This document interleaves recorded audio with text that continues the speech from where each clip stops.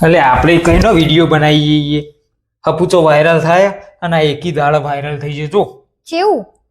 આ કિરીશનો જો किरिश का सुनेगा गाना किरिश का दिल ना दिया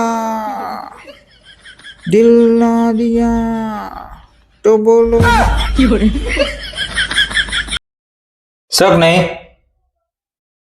પણ એમાં આપણો ફાયદો એટલે વાયરલ થઈ જવાય કેવી રીતે?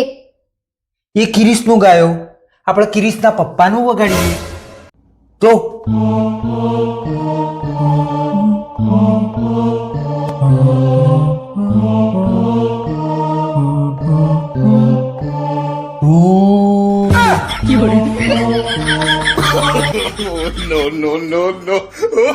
આ તો થઈ જાય વાયરલ